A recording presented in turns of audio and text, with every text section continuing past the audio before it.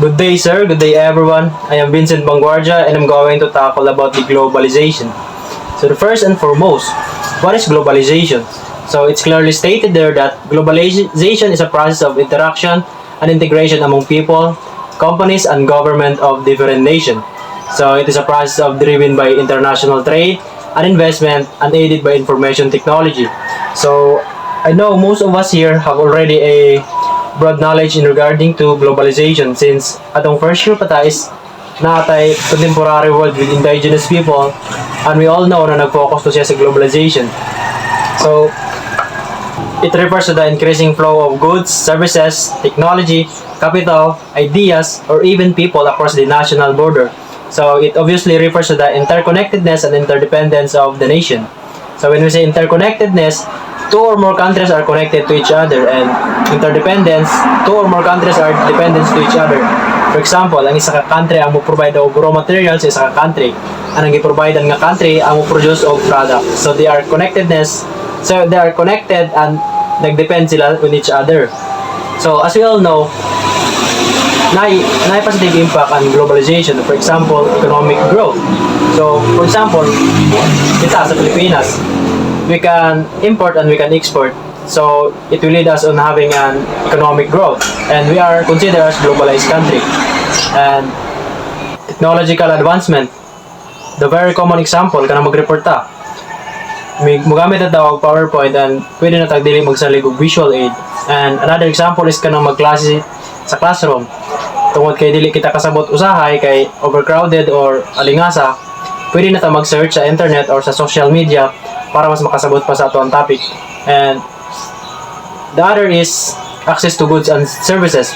So we love to buy imported products and we often neglect na sa ato mga local products.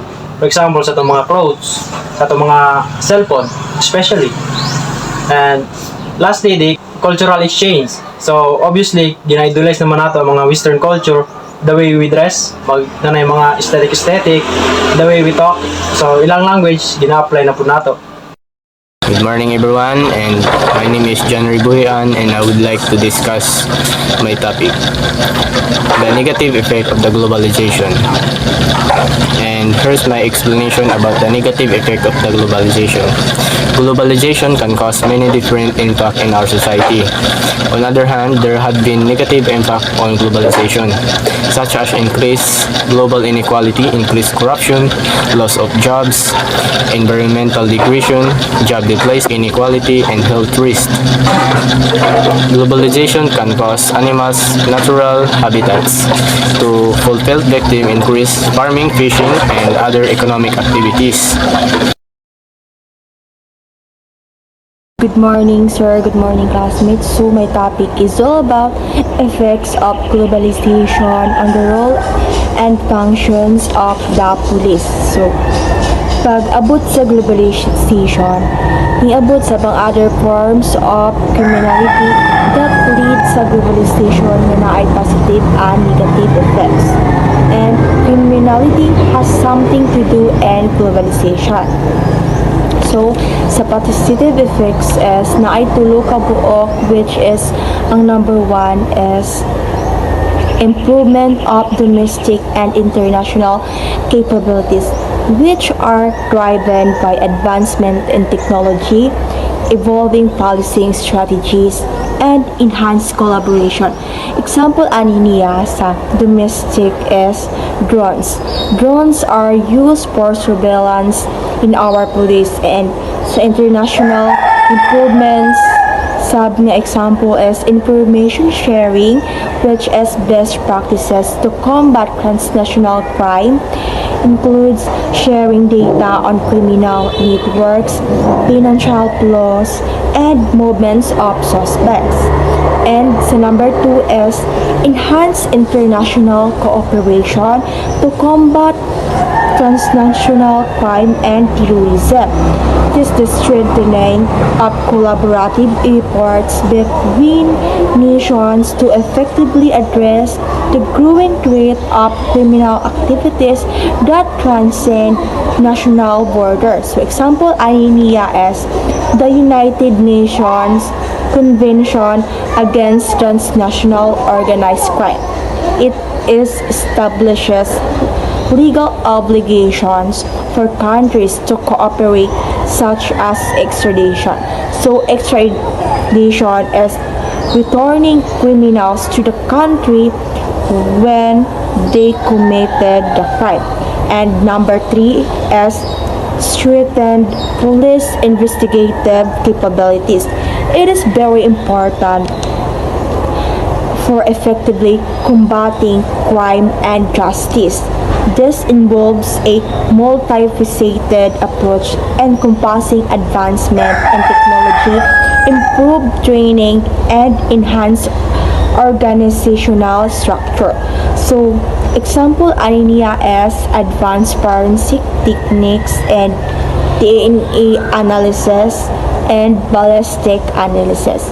And sa negative effects is na ay 5 kabuok. So, number 1 is threats of terrorism and organized crime. So, since we are interconnected across national borders, people can come and go inside in our country. And globalization has provided terrorists with new tools and opportunities to expand their reach and influence through the interconnectedness of the world through technology and transportation and communication.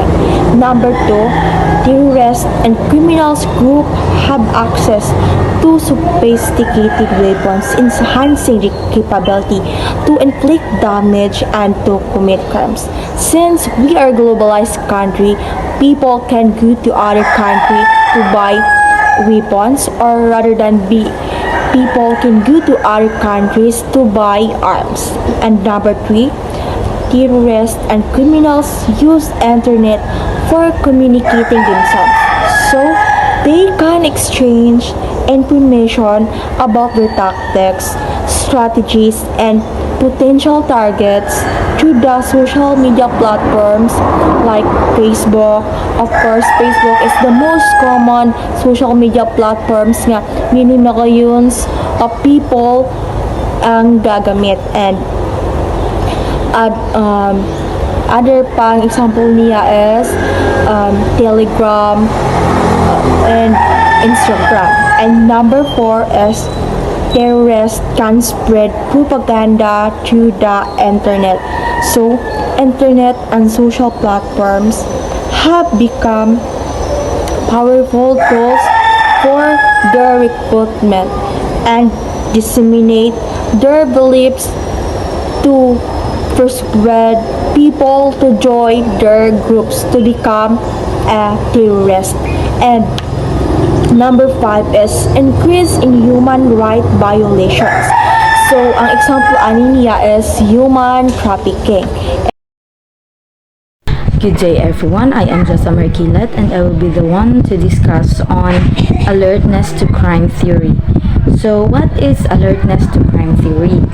So it explains that people's alertness to crime is heightened, so they report more crimes to police or to the police and also demand the police to become more effective in solving crime problems. It suggests that individuals are more aware and vigilant towards potential criminal activity that can significantly create impact to crime rates in the society. So, since taas ang awareness sa mga tao or sa individuals in that society, ang crime rates ana nila is magkagamay, magka-decrease tungod sa awareness ug alertness sa mga tao. People's awareness of crimes in their environment influences their behavior, and they are less likely become victim of crime by promoting proactive behavior, environmental design, and crime prevention initiatives. So since ang mga tao is aware na sa ilaang palibot, so kanang every na sila makita or masinati nga activities within their society which nga para nila is maka-cause of crime. So of course maalerto na ang mga tao. So naa na sila buhaton nga mga preventive measures such as locking their doors while they are going outside or asa sila mulakaw to protect the belongings nila. So, makuha na nila, diri na nila ma-apply tong proactive, na sila proactive behavior. More police presence in the society, then ang mga tao is maka-feel na sila nga safe sila ana nga ilang society. Since high na ang or visible na ang police presence na taas na, like daghan ng duty na anay ga ronda or ga patrol. So of course ang mga opportunistic nga criminals is dili na or magduha-duha na og buhat og crimes. So ana nga steps nga gibuhat sa mga police is magka-less or mo decrease ang crime sa ana nga society. More police presence in the society, then ang mga tao is maka-feel na sila nga safe sila ana nga ilang society. Though na ay positive effects ning alertness to crime theory, naapod ni siya negative effects. So for example is false alarm. So dinhi sa false alarm, like maka-increase siya o like sa tungod na labihan ka-increase ang or kataas ang alertness aning mga tao, makalid pud siya into false alarm. So which is muy imbis mas safe ang community, ma-lead na noon to siya sa like disruptions of kanang sa pag ronda sa mga police or mahimo siyang interruption. So like for example sa false alarm is kanang mag-report og para niya is suspicious activity. Like for example is naay isa ka tawo nga naglakaw, like harap nga lakaw gyud, tas para niya, since kabalo na siya, like alert siya, aware siya sa iyang palibot ug unsay mga pwedeng lihok sa mga criminals. So abi niya kay kato gadali murag harap kay lakaw. So abi niya nga kani kay harap galakaw basin or possible ne nga nangawat. So but then ang tinuod adto is katura di ay harap nga galakaw is nara jud siya gidalian. So since katong nakakita, then abi niya na misinterpret niya tong lihok adto.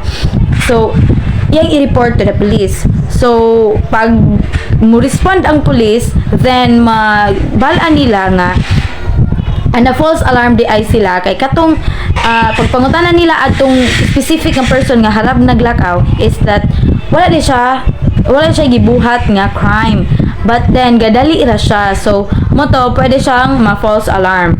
And so ang sa alertness to crime theory is tabanganay ra siya within the community and the law enforcement or law enforcers. Kay dili man pud pwede community ratanan mubuhat, dili pud pwede ang community magsalig ra sa law enforcers. So dapat collaborative pod or naay mag-collaborate, naay collaboration ang duha para mas maka-create og safer nga community. And that will be all in alertness to crime theory, and hope you understand. Thank you. Economic or migration theory. Crime is a result of unrestrained migration and overpopulation in urban areas such as ghettos and slums. Ngayon, ating tatalakayin kung ano ang maaaring maidudulot sa paglipat at labis na populasyon sa isang bansa. Ang paglipat at labis na populasyon sa isang bansa ay ang pagdagsa ng mga migrante, lalo na sa mga urbanong sentro na nadudulot ng labis na kakulangan sa mapagkukunan ng pabahay, infrastruktura at iba pa. Maaring lumikha ng pakiramdam ng kompetisyon para sa mga trabaho, pabahay at pangunahing pangangailangan. Sa kakulangan at sobrang sikip ng mga pagkukunan ng maaaring humantong sa pagkasira ng pagkakaisa ng isang lipunan, kontrol sa lipunan at tradisyonal na mga institusyon. Pinapahina nito ang mga ugnayan sa lipunan at pinapataas ang mga posibilidad na krimen. Ang mga migrante ay madalas na nagtatapos sa pamumuhay ng mga marginalized na kapitbahayan tulad ng mga ghettos and slums, kung saan naglaganap ang kahirapan, kawalan ng trabaho at kakulangan ng oportunidad, at ang kondisyong ito ang humantong sa isang siklo ng krimen sa pagbuklod ng lipunan. Okay, so today I am going to discuss one of the 7 theories of comparative criminology, and that is opportunity theory. So opportunity theory just basically explains that the moment na mitaas ko na tong standards of living, people become more comfortable in their life, there is a possibility or an opportunity for a crime to increase. Because those people who experience comfortability in life, they tend or to become more careless about their belongings. So for example, when you just leave your phone on the table alone, you are giving an opportunity for someone to steal your phone, or like you leave your house unlocked. So you are giving an opportunity for someone to steal or to rob you or your home. So that's just basically the explanation of opportunity theory. That the moment na mitaas atong standards of living, people who become comfortable in their life, they become more careless about their belongings, leading for an opportunity for a crime to increase. So I'm going to discuss the 4 theories of comparative criminology. So demographic theory. When we can hear the word demographic, it means the population. Demographic theory. From the given definition, it defined as greater numbers of children are being born because as these baby booms grow up, delinquent subcultures develop out of the adolescent identity crisis. So demographic theories, it involves the connection of the population and the criminal activity. So it demands that having an overpopulation in a state, it can cause lack of resources, opportunities, unemployment that cause poverty of the state. Demographic theory aims at explaining how population systems regulate themselves given available resources. Because of the crisis, many delinquent subculture groups created. So from Cohen's basic assumption, it is most juvenile criminals are members of the delinquent subculture. So when you say juvenile is group of young people. So according to Cohen, the union of young people into subculture is the result of adjustment and status problems of their members caused by inequality of the existing class society. Overall, demographic theories, it's the connection on how the population caused the increase of criminal activities. Deprivation theory is a sociological concept that explains social behavior in terms of relative deprivation, which occurs when individuals or groups perceive themselves as worse off compared to others. This perceived disadvantage can lead to feelings of resentment, frustration, and social unrest as people feel deprived of resources, opportunities, or status they believe they deserve. The theory suggests that such feelings can drive social movements, protests, and even acts of violence as individuals seek to rectify their perceived iniquities. Ultimately, deprivation theory highlights the importance of social comparisons in understanding human behavior and societal dynamics. Another theory of the comparative criminology is the modernization theory. Modernization theory says the problem as society becomes too complex. So, modernization theory says that as society becomes more advanced and complicated, new problem arises including crime. As technology, industries, and city grows, the people's lives becomes too complex, leading to confusion, stress, and changes in how people interact with each other, leading to more opportunities of crime. In simple terms, as society develops quickly or becomes more advanced, the way people live and connect with each other changes a lot, which can sometimes lead to more crimes and social problems because things are moving quickly and too difficult to manage. Good day everyone, I'm Carlo El Magabo. Number 7. Anomy and Sinomy Theory. Social cohesion and values suggest that progressive lifestyle and norms result in the disintegration of older norms that once held people together. So, next, we give meaning about anomy and sinomy. What is anomy? Anomy by Emily Durkheim is when people feel lost or disconnected from the usual rules and norms of the society. So, mahitabo ni is when there is a lot of changes during like economic crisis and people wa kabalo ug unsay asahan na sa society. So, this can lead them to act in ways that they go against the social norms. So, in kanang mga tao nga nagagipit-gipit na tungod sa economic crisis dayon di na pud sila mutuo sa mga usual norms kay wala man sila mutuo nga epektibo na nila mga makatabang. So mo na ning makalid na sila to the act in ways that they go against the social norms like breaking the law. For example, people turn to illegal activities because they don't see usual rules working on them. So in other hand, we have sinomy by Pitirim Sorokin. So, sinomy is the opposite of anomy. Is when the society is stable, tas ang mga tao kabalo mo follow rules and values nga gipalakad sa ilang komunidad. In this state, people work together in their sense of harmony. So malinawon ang community because there is understanding of everyone of what they expected and agrees how to behave.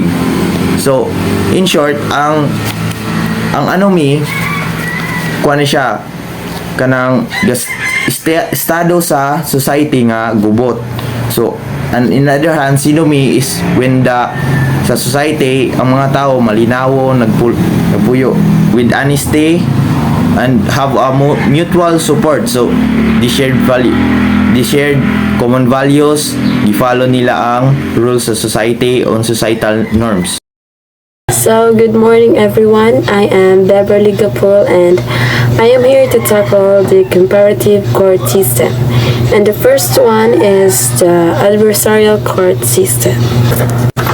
The adversarial court system is a legal system in which two opposing parties present their arguments and evidence in a court of law.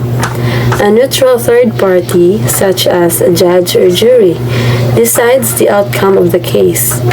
It is a legal system used in the common law countries where two advocates represent their party's case or position before an impartial person or a group of people, usually a judge or jury, who attempt to determine the truth and pass judgment accordingly.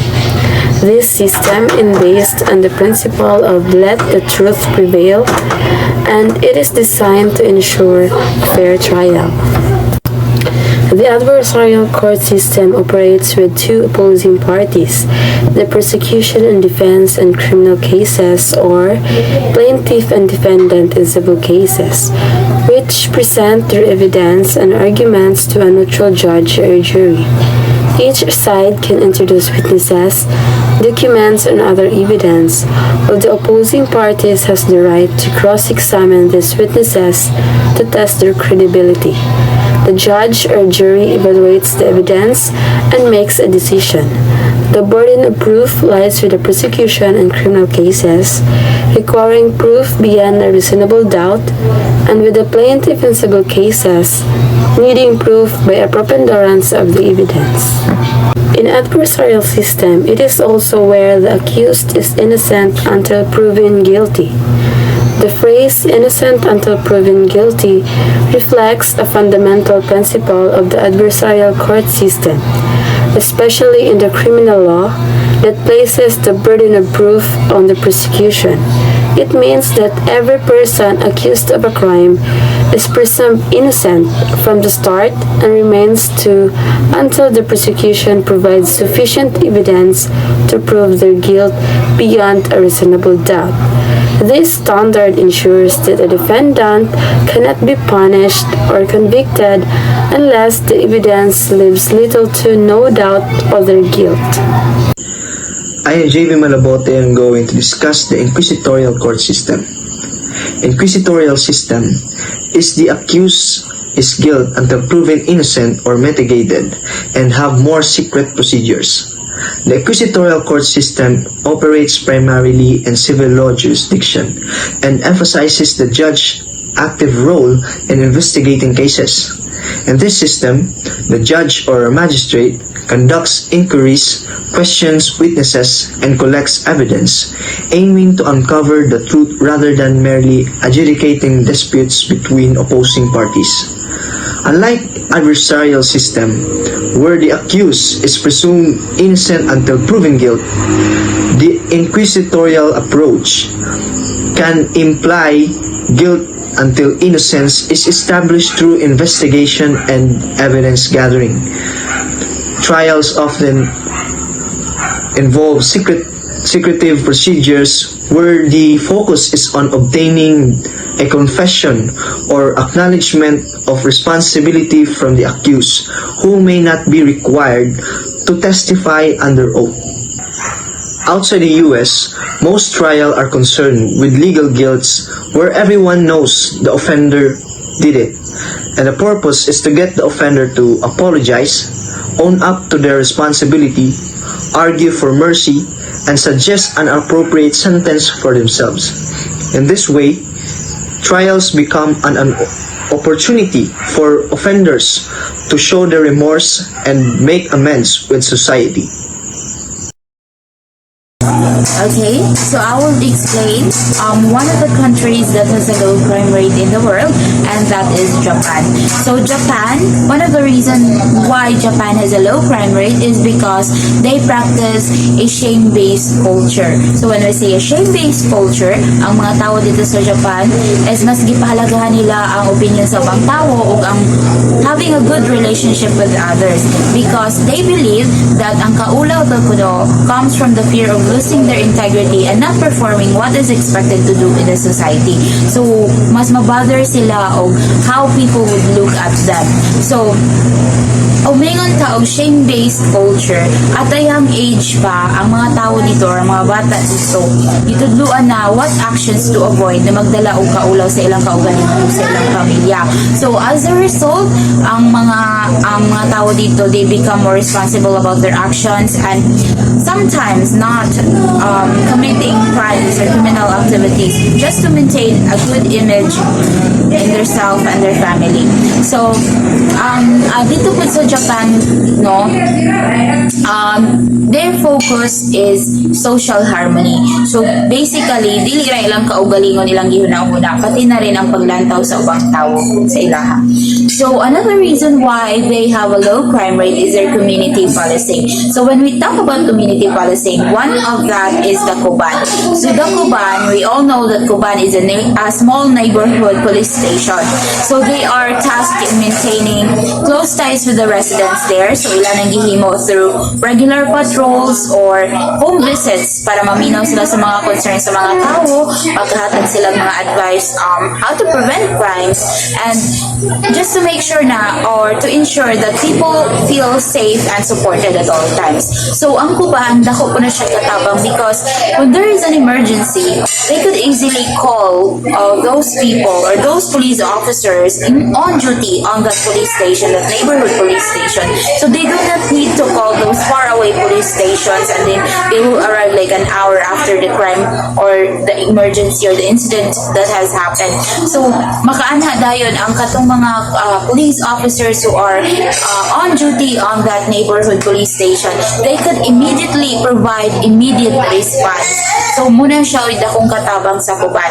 And also it is a proactive in nature. Proactive sila in nature dito sa Japan because they know that the kuban, the small or this neighborhood police station is a way of preventing crime. Because who would want to commit a crime if they know that there is police officers that are on duty or that is patrolling all the time at their neighborhoods. So dako jud katabang ang kuban dito sa ilang area. And we they also have this they practice this patriarchal system, which is also a significant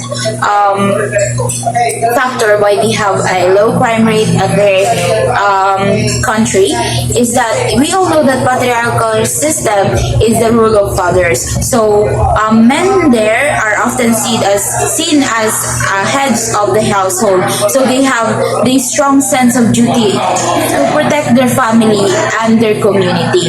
So this responsibility that was being instilled to them. So this cultivates a self-control and prevention for them to not to commit crimes that could harm their reputation and their family and their country. So that's one way also na sila low crime rate. It's because of their patriarchal system. It is also a way or that encourages community involvement in crime prevention with in collaboration with local leaders in taking active roles in maintaining order in their country. The last reason why they have the low crime rate in Japan is they give importance in higher education in the country.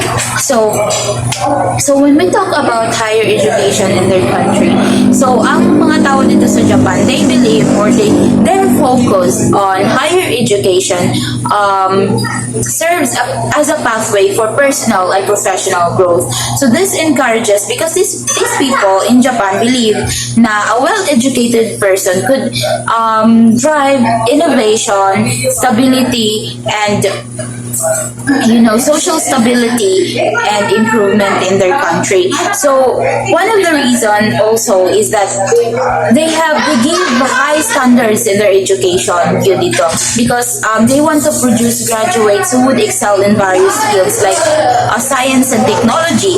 So as a way for improving their education, ang government dito, they actively support their education yun.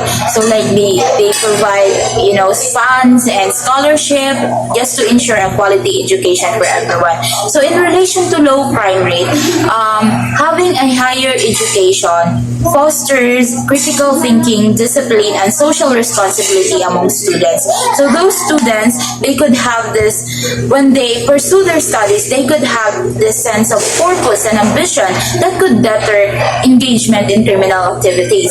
So basically, ang mga tao dito, when you are an educated person, you can secure a stable employment in reducing crime rates. So that is all the reasons why Japan has a low crime rate. It is because they practice a shame-based culture.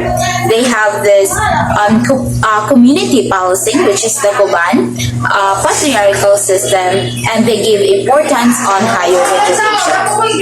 So now I am going to discuss why Egypt has a low crime rate. So here are the reasons why Egypt has a very low crime rate. So first is they embraces the law of tradition, or the URRF law. Egypt has a strong cultural identity, and one aspect of this is the embrace of the URRF law, which stands for Urfi law, or the law of tradition. This law is based on the principles of morality and social norms, and is deeply ingrained in the Egyptian culture. So culture na dyan na siya sa mga taga-Egypt. The URRF law governs the behavior of individuals and communities and is enforced through social pressure and shaming. This creates a sense of responsibility and accountability among the people, making it difficult for individuals to engage in criminal activities without being caught. The URRF law is an effective deterrent against crime as individuals fear the social repercussions of breaking the law. So that is the first reason why Egypt has a very low crime rate. So second is they are composed of 23,000 populations which compose of 11 tribes. So Egypt's population is relatively small with only 23,000 individuals belonging to 11 tribes. This tight-knit community structure fosters a sense of responsibility and accountability among its members, making it difficult for individuals to engage in criminal activities without being caught. So the small population also means that everyone knows each other, creating a sense of community where people look out for one another. So this further reduces the likelihood of criminal activities as individuals are less likely to commit crimes against people they know. So the third reason is they fashioned his model of a perfect government. So Egypt's government has been fashioned to promote social harmony and stability. The leaders have created a model of a perfect government which emphasizes fairness, justice, and equality for all citizens.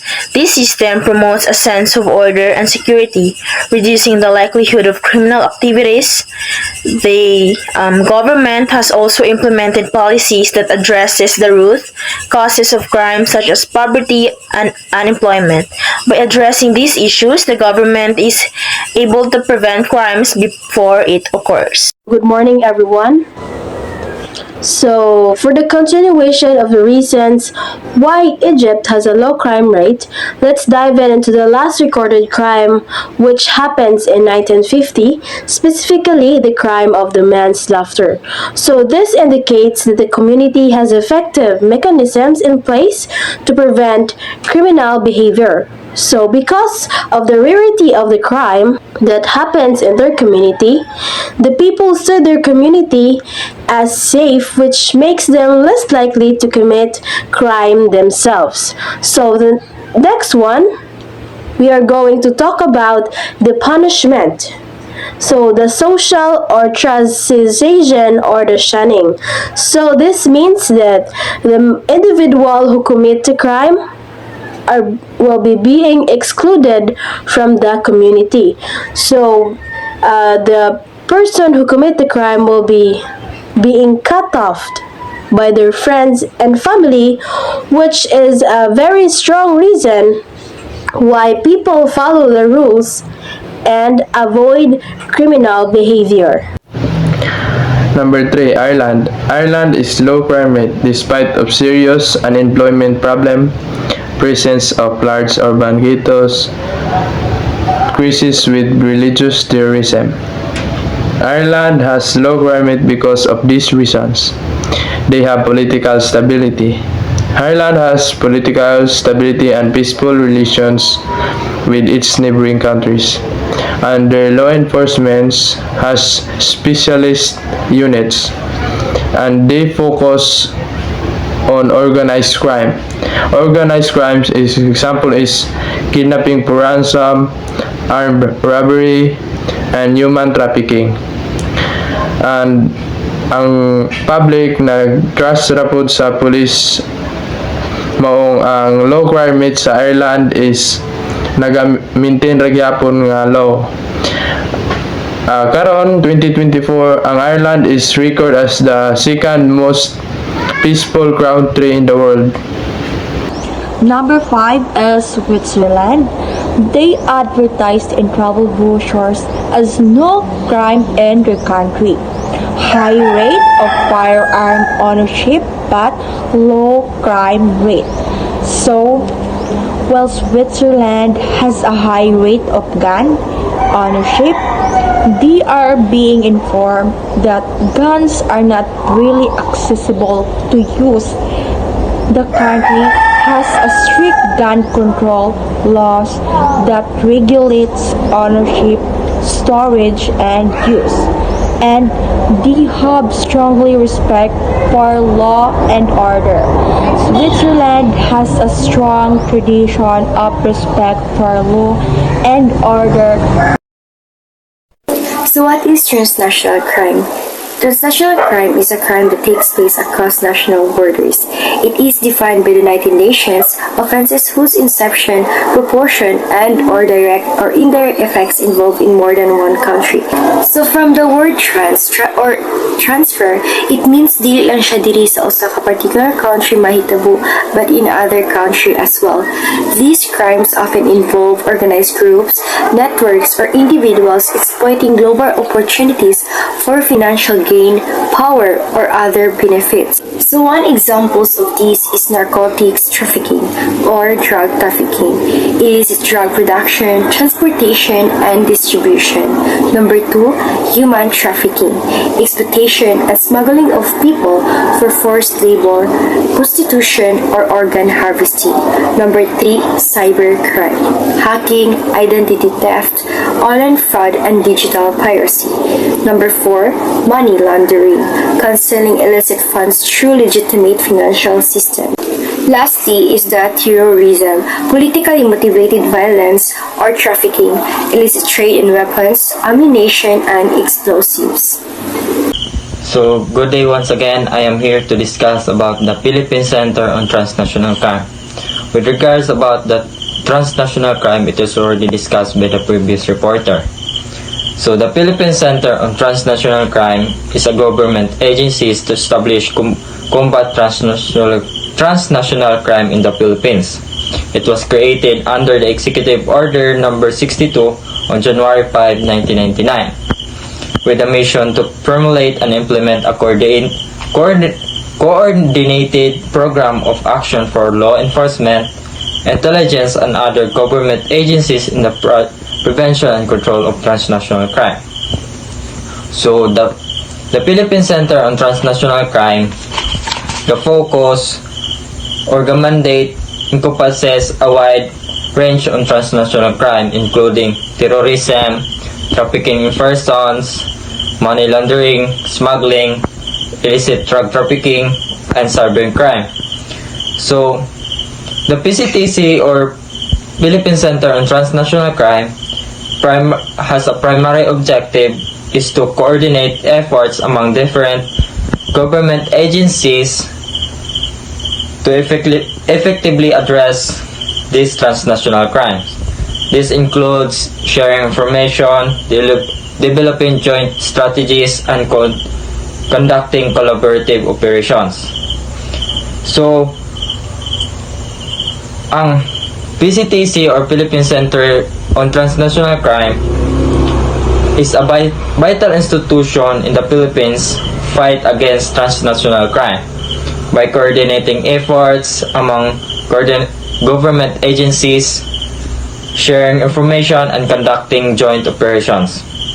The Philippine Center on Transnational Crime plays a significant role in protecting the country from the threats posed by the transnational crime.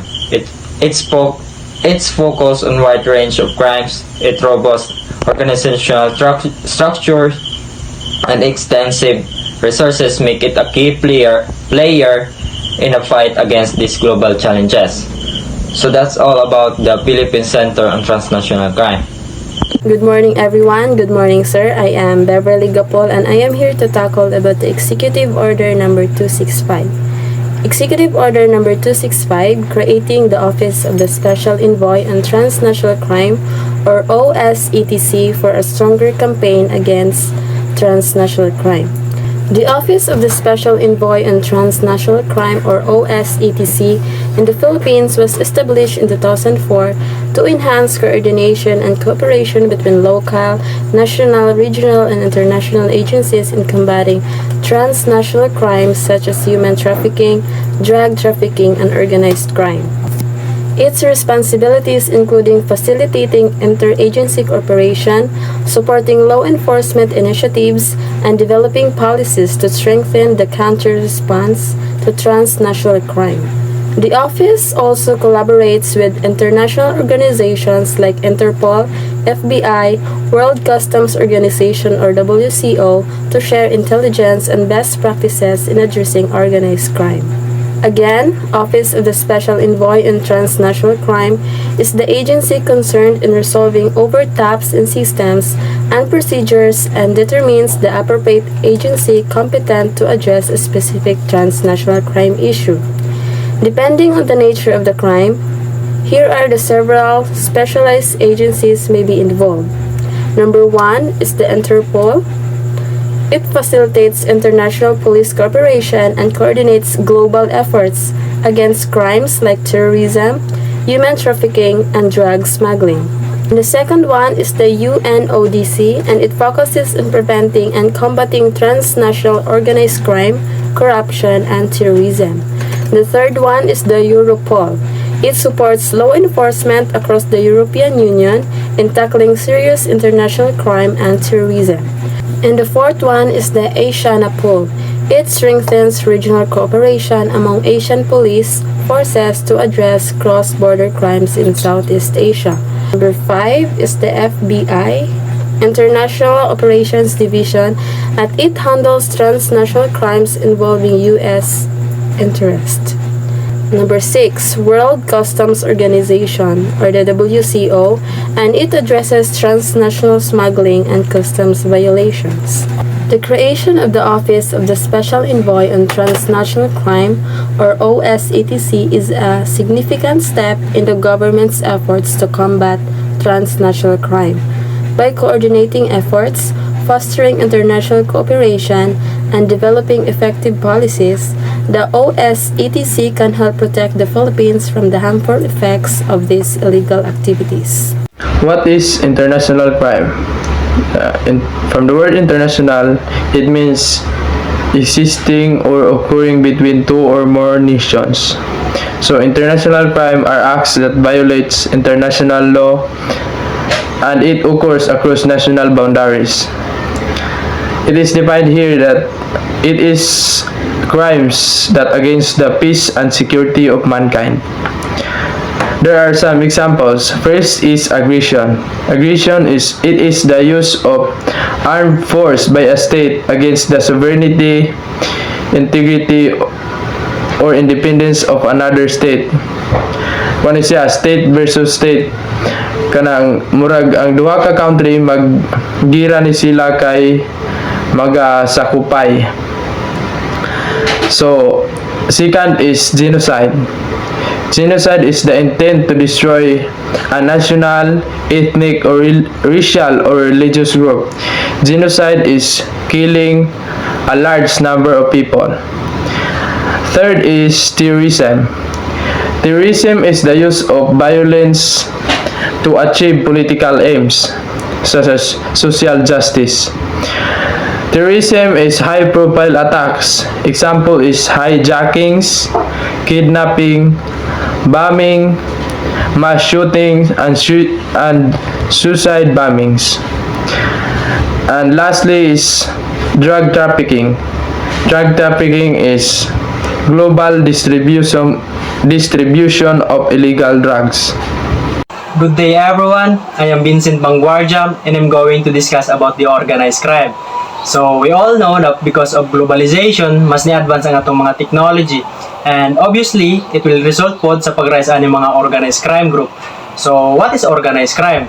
So it's stated here that an organized criminal group shall mean a structured group of 3 or more persons existing for a period of time and acting in concert with them who committing one or more serious crimes or offenses in order to obtain directly or indirectly a financial or other material benefit.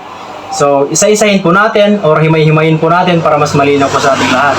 So, the first shall mean a structured group. So, structured group because there is an hierarchy or vertical power. So, when we say vertical power, na ay higher rank and lowest rank. And additionally, ang mga organized crime group, there limits their membership too.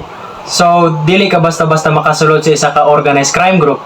And gibuhat nila ni for their own goods and of course for their protection asad.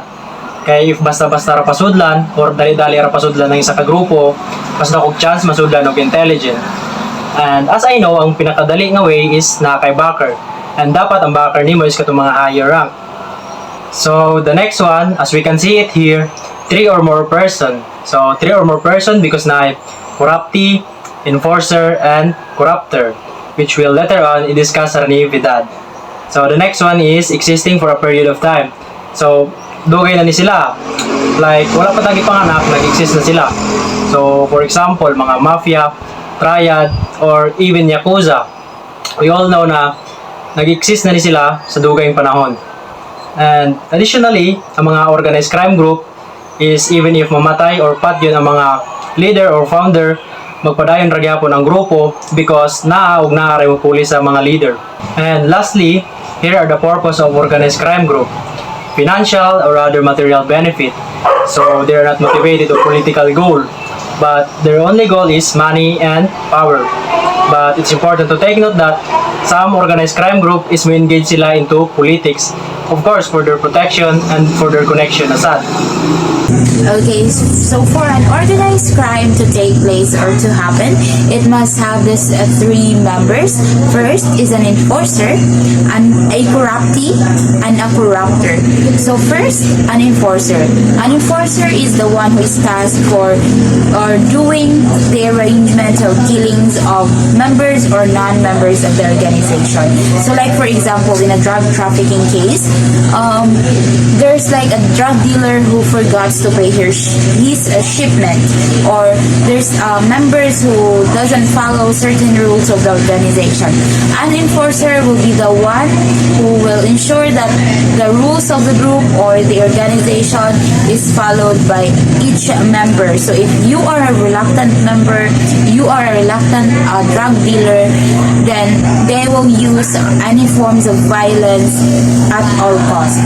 So second is a corrupter. A corrupter is the one who bribes or gives sweet talks to any public officials that would help them in their operations.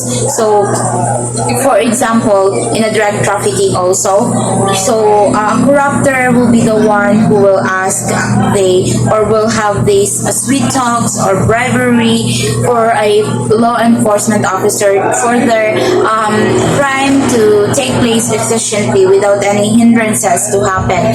So it is a form, they will have this sweet talks or bribery in a form of a money or suhol that would persuade that public official to help them in their operations. So basically, technically speaking, a corruptor should be a good communicator, so he could persuade the public official to help them at all costs. So we have lastly the corruptee. A corruptee is the one who is being persuaded, or the one who is a non-member of the group who would help, is a person or a public official who would help the group or the org in their operations. So basically, or technically speaking, if you are the one who's been persuaded by a corruptor to help the group in their operations, you accept any forms of rewards from that corruptor and you help the operations to take place effectively and efficiently, then you are called a corruptee. Organized crime refers to criminal organizations that systematically engage in illegal activities for financial gain. These groups often operate on a large scale and utilize sophisticated methods to carry out their illicit operations. This report explores the key attributes of organized crime, including its structure, methods, motivations, and societal impact. Number 1, we have the structured hierarchy, and number 2, we have the criminal activities. Organized crime is involved in a variety of illicit activities such as drug trafficking, human trafficking, and money laundering. And number 3, we have the corruption. Organized crime often seeks to corrupt public officials and law enforcement to protect their interests and avoid persecution. These may involve bribery, coercion, or manipulation. In conclusion, organized crime is a complex social phenomenon characterized by a structured approach to activities, a commitment to secrecy, and a focus on financial profit. Understanding its attribute is essential for developing effective strategies to combat and mitigate its impact on society. Transnational organized crime. Crime perpetuated by organized criminal group which to aim of committing one or more serious crimes or offenses in order to obtain directly or indirectly a financial or other material benefits committed through crossing or of borders or jurisdiction. Ang mga pahayag na ito ay tumutukoy sa isang kriminal na gawain na isinagawa ng mga organisadong grupo na may layunin na makakuha ng pera o iba't iba pang material na benepisyo. Ang mga krimeng ito ay maaaring kinabibilangan ng smuggling, trafficking, money laundering at iba pang illegal na aktibidad. Ang mga nasabing krimen ay madalas na naganap sa iba't ibang rehiyon o bansa kung kaya't kinakailangan ang pag-cross o paglabag ng mga hangganan ng iba't ibang bansa upang maisakatuparan ang operasyon. Local police, general purpose police are organized at all levels of municipal government, include sheriff, county, and metropolitan police. The largest local police agency is the New York Police Department. So sa local police na ang sheriff, county police o lalawigan, and metropolitan police. The largest local police agency ay ang New York City Police Department. Yan ang lagi niyong tatandaan. Good day everyone, I am Jessa Marie Kilat and I will be the one who will discuss to you the federal police. So the federal law enforcement agencies were organized to enforce federal laws and regulations and protect federal property and institutions. With few exceptions, federal agencies do not provide general patrol and order maintenance functions. These agencies provide general support to state and local police. Most federal officials are not uniformed. There are more than 32 separate federal agencies responsible for performing law enforcement tasks. In simplest form, federal police are law enforcement officers who work for the national government, not for individual states. Their jurisdictions extend across the entire country, allowing them to investigate and prosecute crimes that state police might lack the authority or resources to handle. This often involves crimes with significant interstate components such as drug trafficking, organized crime, or terrorism. So, aning sa drug cartel, of course, like dili raman isa ka state ang nagbuhat ana na may connection sa laing state ang mga criminals nga nagdalaan ng drugs. So, of course, appeal ang federal police is ma-appeal jud siya kay its duty is to protect the whole nation. In short, ang federal police mao na siya nag-protect sa whole nation, like whole country, not just one state. So kay naa man po yung local police. So mo na siya ang federal police. So I hope you understand my discussion, and that would be all. The FBI, or the Federal Bureau of Investigation, is a law enforcement agency in the United States. They are the frontline force protecting the public against crime and maintaining national security against spies, saboteurs, and terrorists, in charge of enforcing more than 200 federal laws.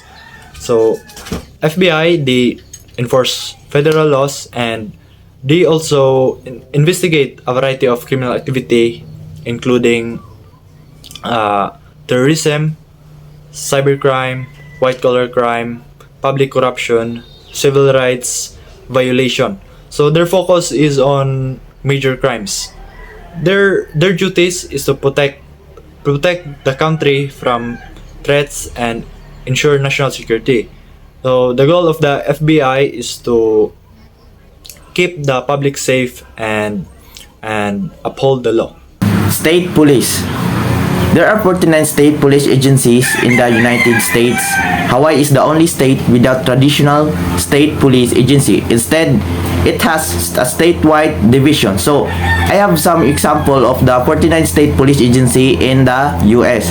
So we have here California Highway Patrol, New York State Police, Texas Department of Public Safety, Florida Highway Patrol, and Pennsylvania State Police. So there are few of the 49 state police agency in the US. So the state police agency were organized to enforce state laws and protect its property and institution.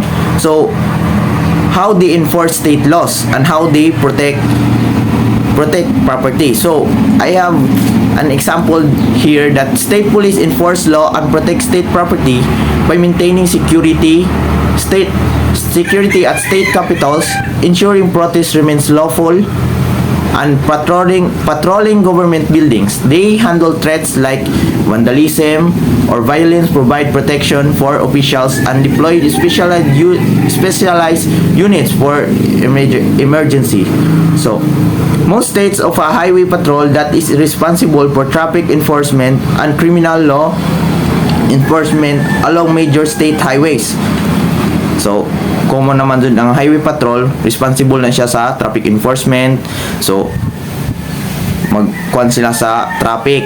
So criminal law enforcement along the kuan pag kasagaran ani example ani mag overspeeding or napay uban. And a bureau of investigation identification that performs criminal investigation functions. So another one is the park police or ranger units that provide security to parks, buildings, and facilities. So ang park police provide security to the parks and buildings and facilities. So the state police also assess local police agencies upon a request. Good morning, everyone. Today I will be discussing about the selected U.S. police agencies. So the first one is the New York Police Department, or the NYPD. The NYPD is the largest police force in the U.S. With over 36,000 officers. They work to keep New York City safe. The NYPD is known for its special units that handles everything from crime prevention to counterterrorism. So the next one is the Texas Rangers. So the Texas Rangers were created in 1830s to help the law enforcement during the colonization of Texas. They are the one of the oldest police agencies in the country. And are famous for solving major crimes. The Texas Rangers, or the Rangers, are symbols of Texas history and pride. The next one is the Boston Police Department. The Boston Police Department is the first modern local police department in the U.S. and was established in 1838. So it set the standards for how police departments operate today, focusing on organized patrols and preventing crime. The next one is the Pennsylvania State Police. It was founded in 1905. This was the first state police agency in the U.S. It was created to help law enforcement in the rural areas and support local police. It has become a model for other state police agencies. Next is the Los Angeles Police Department, or the LAPD. The LAPD is one of the largest and most famous police departments in US. It made a history by hiring the first female police officer, Alice Stebbin Wills, in 1910. The LAPD is known for its innovative policing methods. So the last one is the Department of Homeland Security, or the DHS. So the DHS is the federal agency that protects the U.S. from threats. It oversees important agencies like Customs and Border Protection, Immigration and Customs Enforcement, and the Secret Service. The DHS plays a key role in keeping the country safe. So, in conclusion, these agencies have important roles in keeping people safe in the United States. From the NYPD in New York City to the historic Texas Rangers, they all contribute to law enforcement in different ways. So now I am going to discuss about the Japan police system. The National Public Safety Commission is a government organization in Japan that is responsible for overseeing and promoting public safety and crime prevention measures. The NPSC is tasked with providing guidance and support to local police departments, coordinating disaster response and developing policies and regulations related to public safety. The organization also has the authority to investigate police misconduct and to make recommendations for improving police practices. The NPSC is composed of 5 commissioners who are appointed by the Prime Minister and approved by the National Diet. So, the Japan police system's mission is to maintain public safety and order across the country. Its primary effort is to prevent crime, protect the lives and property of the citizens, and investigate and apprehend criminals. To achieve this mission, the Japan police system conducts various activities such as patrolling, responding to emergency calls, conducting investigations, and providing security at public events. They also work closely with other governments, agencies to prevent terrorism, cybercrime, and other security threats. So, in addition to law enforcement activities, the Japan police system also plays a role in promoting community safety and security.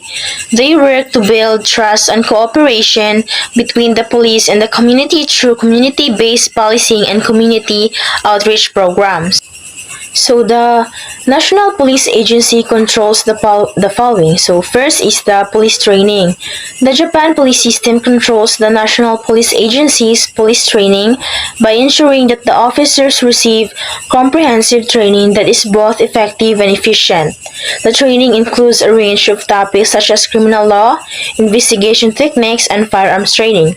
The National Public Safety Commission oversees the training programs to ensure that they have or up to date and aligned with the latest developments in law enforcement. Third is the criminal statistics.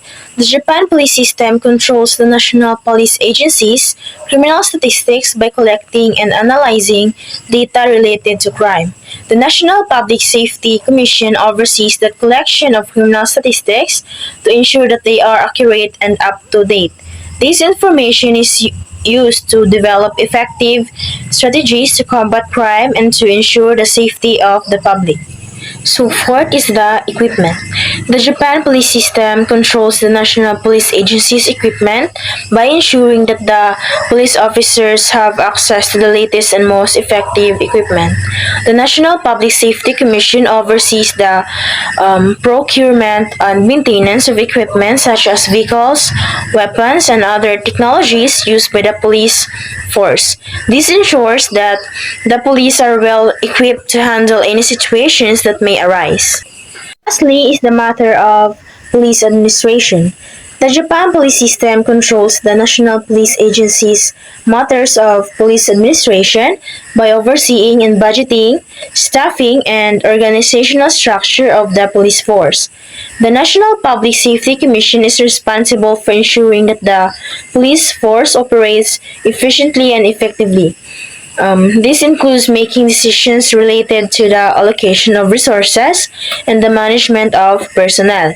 The Commission also ensures that the police force operates in a manner or that is consistent with democratic principles and that the police officers are held accountable for their actions. Japan National Police Agencies, or known as Kisatsuchu, is the Japanese term for the National Police Agencies, which is the central law enforcement agencies in Japan. Founded on July 1, 1954, a civilian law enforcement agency. When you say civilian law enforcement agency, is a government agency that employs civilians to perform law enforcement duties.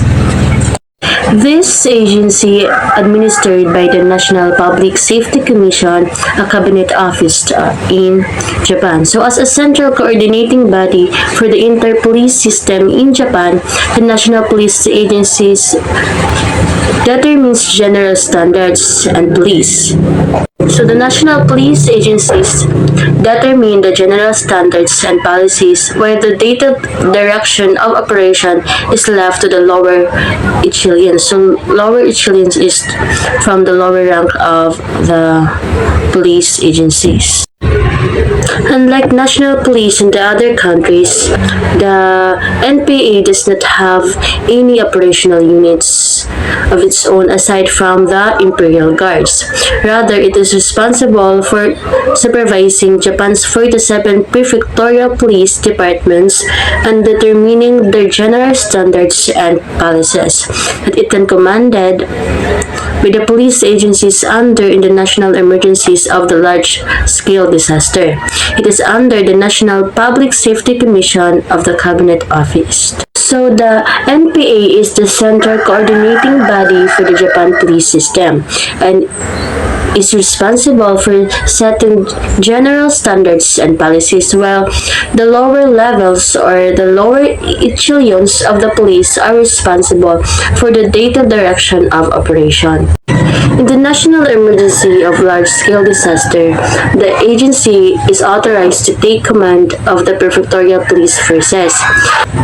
In 1989, the agency was composed about 1,100 national civil servants, empowered to collect information and to formulate execution of national policies. The agency is headed by a Commissioner General who is appointed by the National Public Safety Commission with the approval of the Prime Minister. Prefectural Police Department. So, a prefectural police department is a police force that operates at the prefectural level in Japan. Prefectures are similar to states or provinces in other countries. Each prefecture that has its own police department responsible for law enforcement within its boundaries. So, prefectural police department is naiupat ka buo kuan siya kanang attributes. And number 1 is Japan police are organized on a prefectural basis, and number 2 is prefectural police are placed in each prefecture to perform various police activities, and number 3 is under the supervision of the Prefectural Safety Commission, which is under the National Public Safety Commission, and number 4 is the National Police Agency or NPA is set up to supervise this prefectural police or adjust their activities from the national standpoint. And the Prefectural Public Safety Commission, Prefectural Police Department. The Prefectural Public Safety Commission, known as PPSC, in Japan, an administrative body established under the jurisdiction of each particular governor.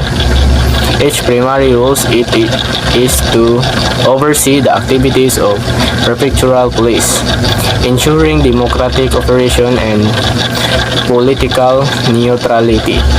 Prefectural police refers to a level of law enforcement agency in Japan responsible for maintaining law and order within a specific prefecture or similar to a state or province. There are 47 prefectural police departments in Japan, and the largest is the Tokyo Metropolitan Police Department. Next, it is Osaka Police Department. Jurisdiction is generally confined in their respective prefectures. So jurisdiction, each prefectural police department has jurisdiction over its respective prefecture, with some exception for national level crimes. Organization, typically headed by a prefectural police chief with departments divided into sections. example, criminal investigation, traffic, community policy. So good morning everyone, my name is Vival J. Lupividad, and in continuation to my report, I will be discussing the attached agencies of GNPA. So first is the National Police Academy. So the National Police Academy is an agency that provides training through a structured curriculum to equip those law enforcement officers with the necessary skills and knowledge for an effective law enforcement. So this agency, katong mga bagong nga recruits, they were faced with a rigorous basic training that includes physical conditioning and martial arts, often requiring them to have a black belt or to achieve a black belt in judo. And in educational component, they will learn about the Japanese law, police procedures, operations, ethics, and specialized subjects such as cybercrime and community safety. So this agency is important as it provides comprehensive training to those law enforcement officers so they could be equipped with the necessary skills and training that would help them manage and lead the police system. So another agency is the National Research Institute of Police Science. So this agency is the one tasked to conduct research of police sciences and forensic sciences that would aid in identification and examination of evidences during police investigation. So this agency also is focused on analyzing crime trends that would have a considerable help in formulating policy through its valuable insights. So this agency also emphasizes the significance or the applications of scientific research to practical law enforcement. And lastly, we have the Imperial Guards. So from the name itself, the Imperial Guards are the one who provides security and escorts to the imperial family, such as those emperors, empress, crown prince, and during their public appearances and functions. So they are tasked, the Imperial Guards are tasked to maintain visible presence at the Imperial Palace through regular patrols and surveillance to prevent any forms of threat. So they also have this specialized unit called the Horse-Mounted Police na mo'y gamito nila during ceremonial duties, and they also have this distinct uniform that would signify their role. So in continuation to my report, I will be discussing the NPA Commissioner General. So the NPA Commissioner General has the highest position in Japanese police. So they are tasked in overseeing the police, national police operations. So they are appointed by the National Public Safety Commission by the Prime Minister's approval. So the current NPA Commissioner General right now is Yasuhiro Tsuruki. So he is tasked in overseeing the administration of police operations and formulating national police policies and coordinating activities with the Japan's 47 prefectural police departments. So as someone who has the highest position in Japanese police, they play a significant role in addressing national security issues and responding emergencies to ensure that it aligns with public safety needs. On the other hand, the MPT Superintendent General is the one who oversees the administration or operations in the Metropolitan Police Department in Tokyo, or Japan's capital. So the MPT Superintendent General is also appointed by the National Public Safety Commission by the Prime Minister's approval. So the current MPD Superintendent General is Kasumagasiki Chiyoda. So she is the one tasked to oversee the administration of police operation, maintaining public safety, and coordinating activities with various departments in the Metro Police. So the MPD Superintendent General plays a significant role in significant events in crime prevention, maintaining peace and order in a densely populated area in Japan. Good morning everyone. Good morning sir. I am Beverly Gapol and I am assigned to report on the first of the four elements of Japan's community system, which is community-based crime prevention. Community-based crime prevention is where police expand their perception of the community role to make the prevention of crime equal in importance to the law enforcement component. So it is a strategy where law enforcement collaborates with community members to prevent crime. In this approach, the role of the community is considered as important as that of the police.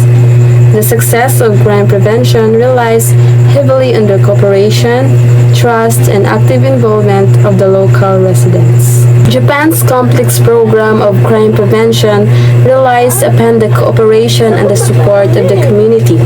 For example, the citizens actively participate in safety initiatives such as patrolling neighborhoods, reporting suspicious activities, and attending crime prevention seminars. This cooperation fosters a sense of shared responsibility between the community and the police. So I am here again to discuss about the reorientation of patrol activities.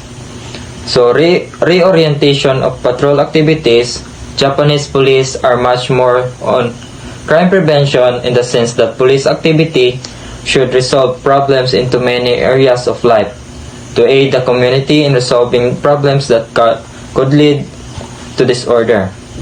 So, ang reorientation of patrol activities is a central theme in modern policing, particularly within the framework of community-oriented policing. This shift that involves moving away from traditional reactive policing, where officers primarily respond to calls for service, towards a more proactive and community-focused approach. So that's all about the reorientation of patrol activities. Closer relationship with community groups.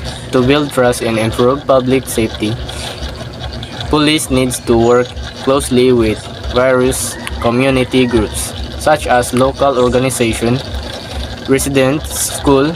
This group have been variable insights into the community concerns and needs, helping to police to respond more effectively.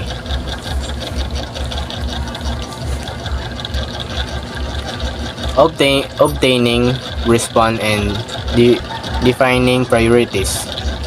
The community needs and concerns should guide police efforts. By involving the community in discussion, the police can better understand what issues are most pressing and the focus their resources on those areas. Planning effective strategies. Police strategies should not be usually too down.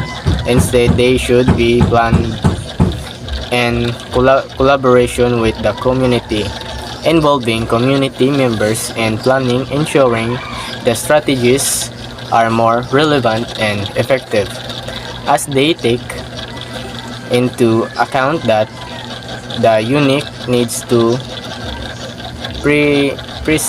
perspective of the people who lives in the areas.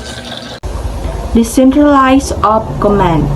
Japanese police officers were given greater discretion to develop responses to community problems by having in the neighborhood police center or beat offices. This specific police response enhanced police community cooperation. So, decentralized of command is the Japanese police officers were given greater discretion to make a solution in the problem of their society. And because of this, the relationship and cooperation between the police and the citizens is getting stronger. Kubon Uyabon, a kind of student-mentor relationship between the Japanese patrol officers and their superiors, which allows the officers a great of input into decisions about the local problems.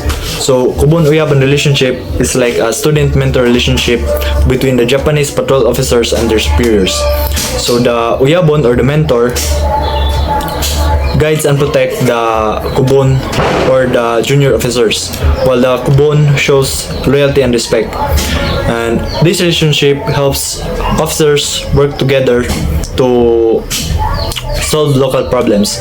So the junior officers can share their ideas and decisions are made as a team, making the system more effective and cooperative.